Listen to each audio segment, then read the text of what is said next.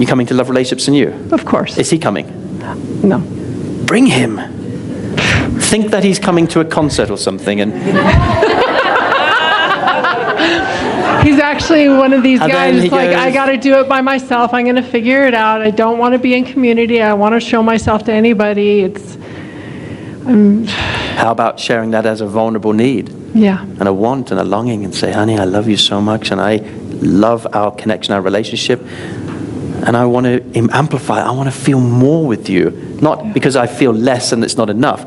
If you start going into, well, there's something wrong and we're broken, he'll never turn up. But if you say, oh my God, I want to have mind-blowing sex and take it into a universal stratosphere, and I want to feel this, and who wouldn't want to say yes to that? Well, what's interesting is we've got that, but we Great. don't have any commitment. We're in an open relationship, and that Oh, okay. Yeah. works for him. Do you want more commitment? Yeah. But I'm not getting it there. So it's my choice.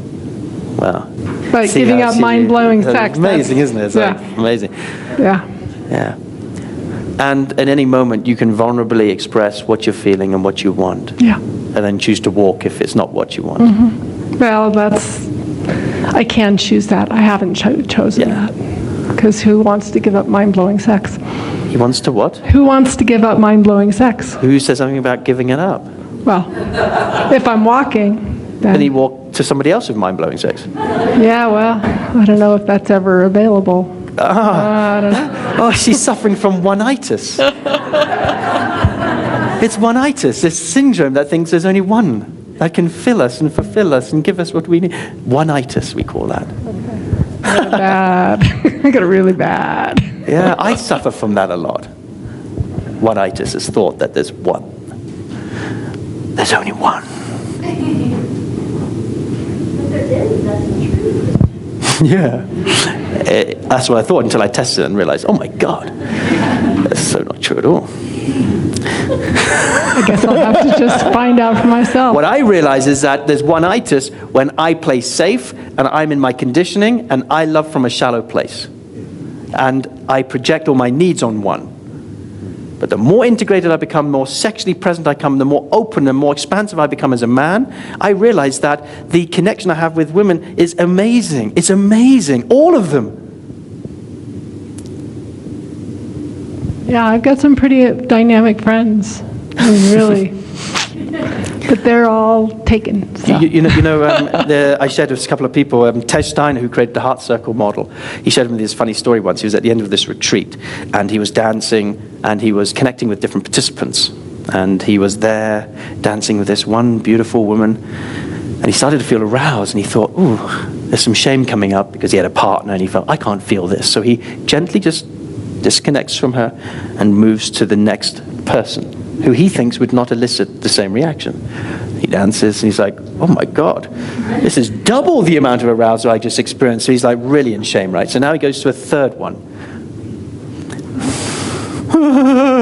And suddenly he's triple the amount of arousal, and he's like, I've got to get out of here, just put a bucket of water over my head. So he literally goes and leaves the room, and he's breathing outside in the corridor, and he's just doing his exercises. And then on the corner of his eye, he sees a broom. And he walks up to this broom, and he grabs it. He goes, oh my God, this is better than all of them. And what he's realizing, it's got nothing to do with them. He's opening. Oh my God. When will we realize? Yeah. That's why when you're in an amplified field, you fall in love with everyone. You think it's everyone who is the person that you want. It's not. It's not ready. And then you come outside the field like, oh.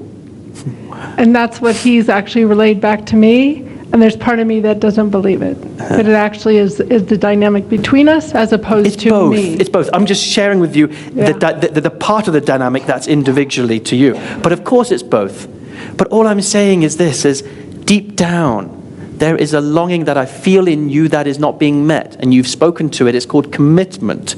It's being with one person where you can give all of yourself, where you can be warriors in love, and you have that coupleness together. You can sink deeper because you've made that commitment. There's a container for you. It's safe for you to actually express your horizontal needs. He's not meeting that primary need that would allow you to sink deeper into that, to let go of that independent place. So sooner or later, you've got a choice. Mind-blowing sex, deep commitment going all the way into love that I've never even thought possible. Mind-blowing sex, or both mind-blowing sex and deep commitment where everything is possible. And sooner or later, one of those two is going to outweigh the other. Right now, mind-blowing sex is winning. Yeah. Thank you for your honesty. It's great.